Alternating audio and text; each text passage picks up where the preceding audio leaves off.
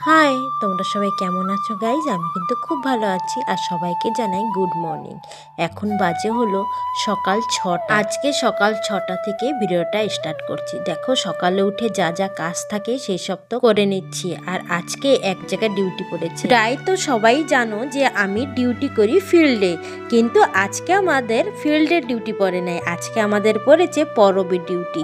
আর পরবে কি কারণে পড়েছে আর কি পরব সবই কিন্তু ভিডিওতে দেখাবো, তাহলে সবাই ভিডিওটা কন্টিনিউ করো। সবাই সকালে উঠে কিন্তু বিভিন্ন রকমের কাজ থাকে, আমারও কিন্তু অনেক রকমের কাজ থাকে। আমি সকালে উঠে ফার্স্টে কিন্তু দুয়ারে জল দিই, তারপরে হলো ঘর দুয়ার ঝাড় দিই, তার আগে বাসি বিছানা উঠাই, তারপরে বাসি থাল বাসন থাকলে সেটাও কিন্তু ধোয়া লাগে, তারপরেই স্নান করে চলে যাই আমার ডিউটিতে। আজকে কিন্তু এই ভিডিওতে সব রকম কাজ দেখাতে পারবো না, যেটাই পারবো সেটাই কিন্তু তোমাদের সাথে শেয়ার করব। দেখো সকালে উঠেই কিন্তু আগে সেই নিজের ঘরটাকে পরিষ্কার করে চলে আসলাম রান্নাঘরে, আর রান্নাঘরের দরজাটা খুলেই কিন্তু ফার্স্টেই চলে এসেছি এই যে আমার শাক নিতে। জানো তো আমি গিয়েছিলাম অফিসে, সেখান থেকে কিন্তু অনেক বাজার করে এনেছিলাম, সেটা কিন্তু আগেই তোমাদের সাথে শেয়ার করে দিয়েছি। আর এই যে পালং শাকগুলো এনেছিলাম কিন্তু আমি রাত্রে নিশিরে রেখে দিয়েছিলাম, আর সকালে উঠেই কিন্তু উঠিয়ে এনেছি। দেখো একদম তাজা আছে।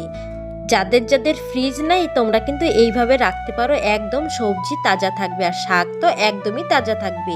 দেখো গাইস, কালকে কিন্তু ভাত তরকারি সব ছিল, তাই ভাবছিলাম যে আজকে আর কিছুই রান্না করব না, খালি পালং শাকের তরকারি রান্না করে নিয়ে যাবো। এই শীতের পালং শাক দিয়ে ঘন্ট খেতে দারুণ লাগবে, আজকে আমি সেইভাবেই কিন্তু রান্না করার চেষ্টা করব।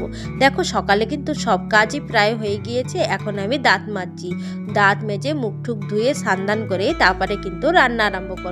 আর কি রান্না করব সেটাই তোমাদের সাথে শেয়ার করছি।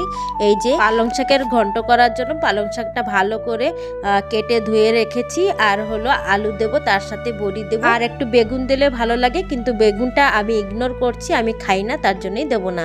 আর দেখো এই যে শাক নিয়ে চলে যাচ্ছি পাশের বাড়ি দিতে, কারণ এত শাক আমি একা খেতে পারবো না, আর আমি সবাইকে সবকিছু দিয়ে থুয়ে খেতে কিন্তু খুবই ভালো। অল্প জিনিস হলেও কিন্তু আমি দিয়ে থুয়ে খাই, কারণ ওইটা কিন্তু আরেকটা স্বাদ। যতটুক স্বাদ লাগবে না সেই জিনিসটাই কিন্তু কাউকে দিয়ে থুয়ে খাবে, সেটা কিন্তু দ্বিগুণ স্বাদ বেড়ে যাবে।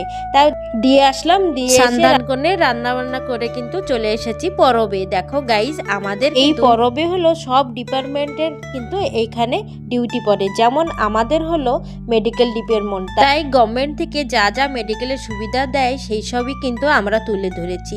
এখানে আরও আসে আশা, অঙ্গনবাড়ি থেকে যেমন মা গর্ভবতী মাদের যেসব খেতে দেয়, যেসব খেলে পুষ্টি হয় সেই সবই কিন্তু এইখানে তুলে ধরেছে। অনেক ডিপার্টমেন্ট